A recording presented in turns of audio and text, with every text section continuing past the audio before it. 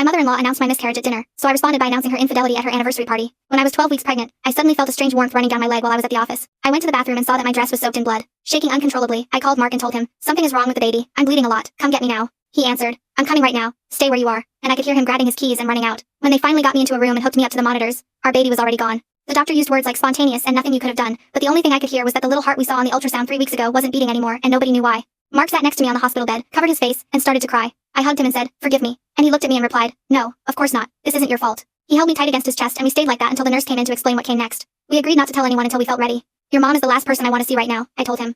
Mark nodded and said, "I know. We'll tell people whenever you want. Nobody else needs to know." I believed him blindly, and I forgot that it was impossible to hide anything from his mother, Lorraine, because she had keys to our house and came in whenever she wanted. 3 days later, I was on the kitchen floor crying over a onesie I had bought the week before when I heard the door open and Lorraine walked in carrying grocery bags and looking annoyed. "Wow," she said, looking at the scattered tissues and the empty ice cream tub. "You really made a scene." I wiped my face and said, "Lorraine, I wasn't expecting you." She didn't even look at me. She went to put down the bags and answered, "I can see that. When Mark told me you weren't feeling well, I thought it was something minor, like a cold or something. Not that you were in a total crisis." She turned around and saw the onesie, narrowing her eyes.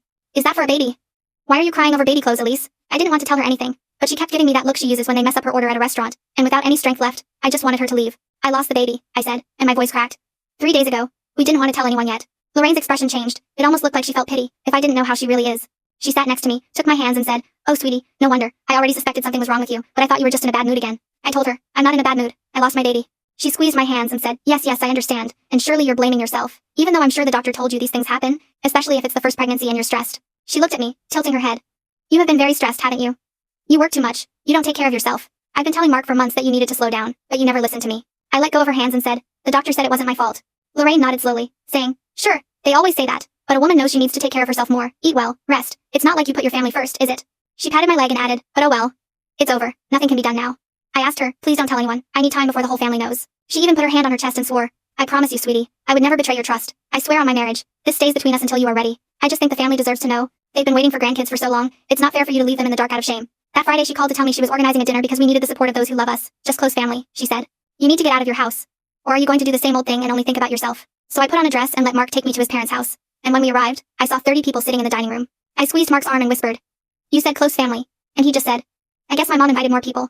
Bear with it for a bit." Lorraine, in her cream-colored dress, was going from one side to the other among the people, and as soon as she saw me, she ran toward me, grabbed my face, and yelled, "Oh, you poor thing. You look exhausted. Have you even slept? You have terrible bags under your eyes." Everyone stared at me. Halfway through dinner, Lorraine stood up, tapped her glass, and asked for silence. "Please, pray for us." She let out crying. "My son just lost his first baby, and although I try to be strong, the truth is my heart is broken." 30 people turned to look at me. Lorraine sat down, took my hand, and whispered in my ear, "You should smile, otherwise everyone is going to think you don't appreciate that they are here for you." It was right there that I decided that the next day, I was going to confront Mark and make him choose between his mom and me. Watch the full story by clicking on this video down here.